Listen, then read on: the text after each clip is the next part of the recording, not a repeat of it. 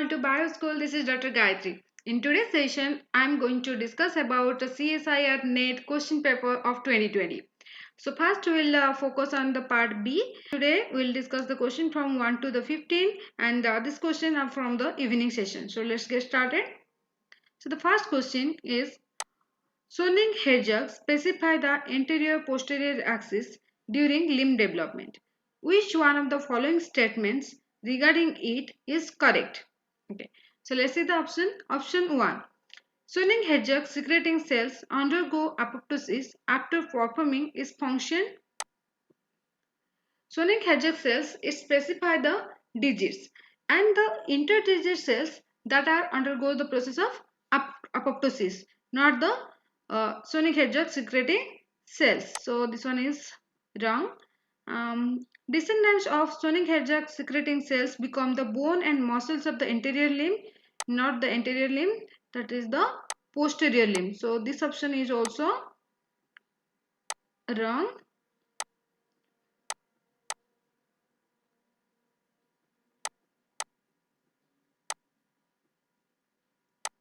The third option. When the genes for Sonic hedgehog and GLI3 are conditionally knocked out in the mouse limb, the resulting limbs do not form any digit.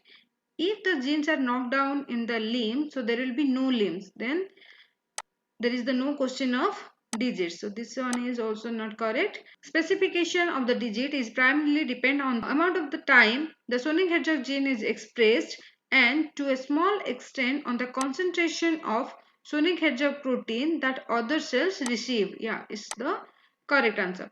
So here you can see I have taken this part from the Gilbert.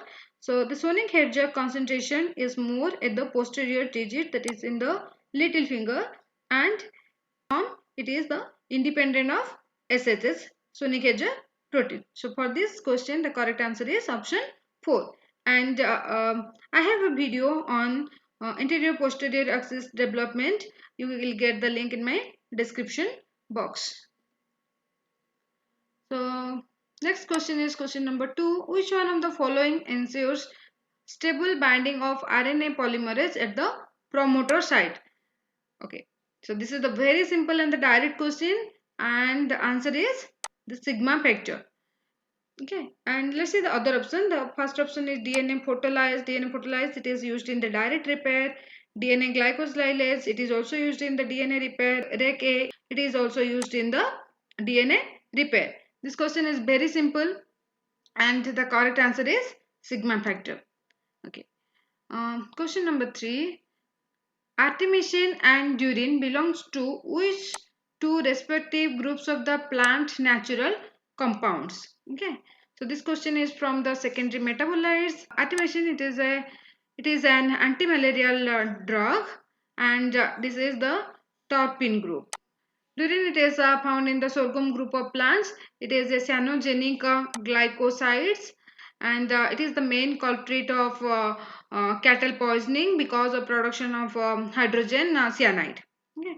So the correct answer for this one is the option 4, that is terpenes and cyanogenic glycosides. The term abominable mystery was used by Darwin in the context of origin and diversification of. Okay, so Darwin used the term abominable mystery for the sudden occurrence of flowering plants, that is the angiosperms. So according to Darwin, any organism that are gradually develops. Okay, when in the mid Cretaceous period he found that the sudden occurrence of the angiosperms, so he used the term abominable mystery. So the correct answer is option 1, angiosperms. Okay. Next comes to the question number 5.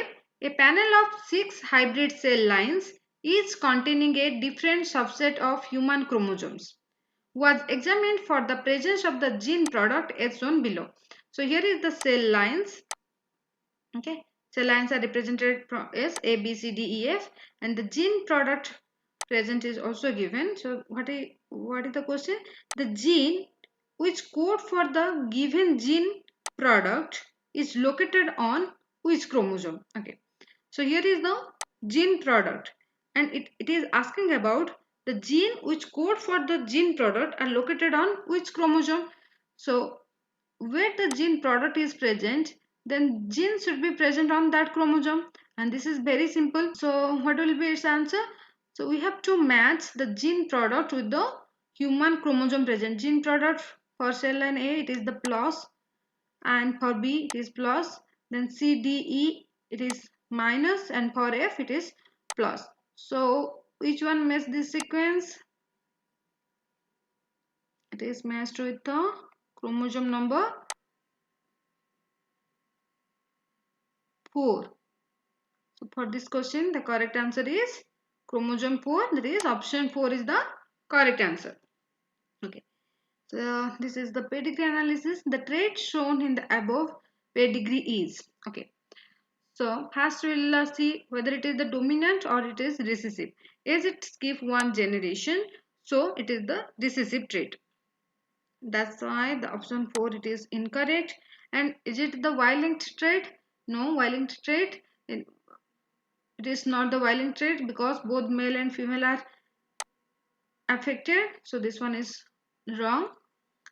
So either it is the X-linked recessive trait or autosomal recessive trait. If it is the X-linked trait, recessive trait, then male should be infected.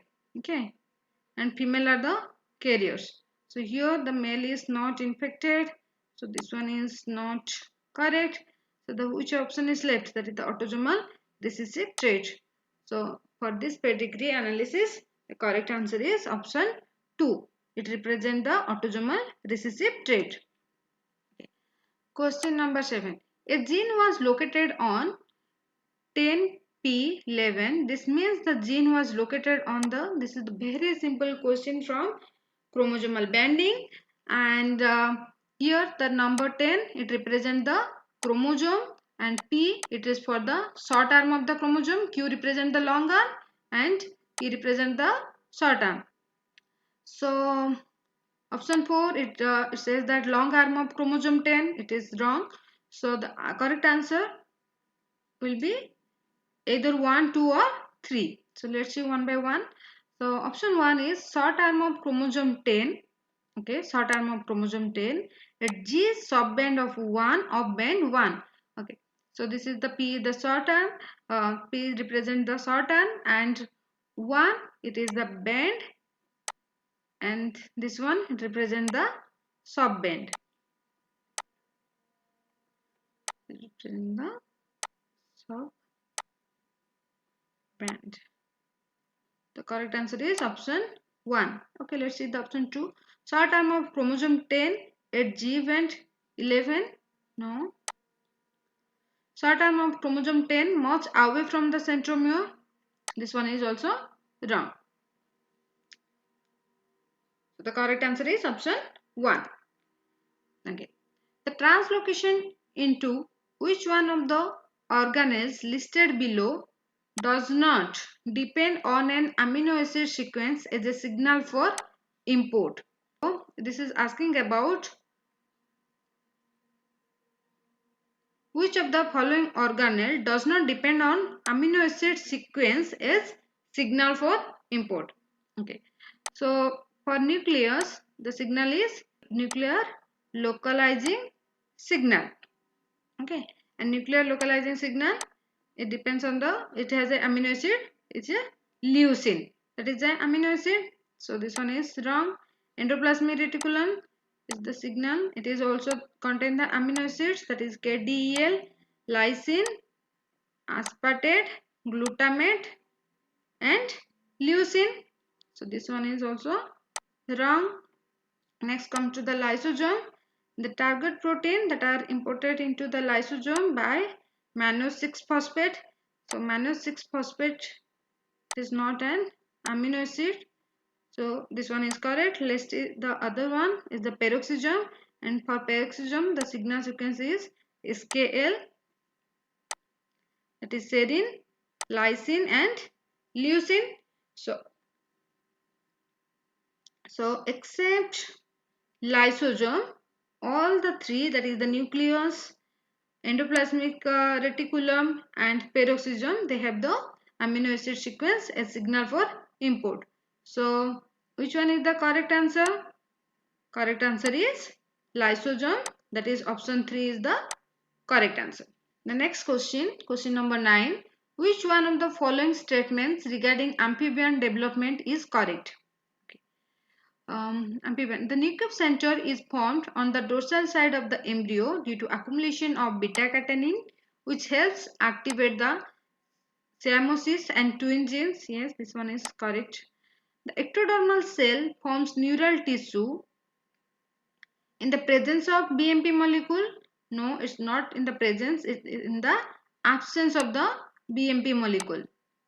Okay, so this one is not correct. Brain formation requires the activation of both Wnt and BMP pathway. Brain formation, it requires the activation of only Wnt pathway, not the BMP pathway. So this one is also wrong. There is a gradient of nodal related protein across the endoderm with low concentration on the dorsal side of the embryo, not on the dorsal side, that is on the ventral side of the embryo. So this one is also, this one is wrong. The correct option for this question is option 1. Okay. Question number 10. Spermidine represents which of the following group of compounds? Okay. The spermidine and its derivative spermine, they are the polyamines. Question number 11.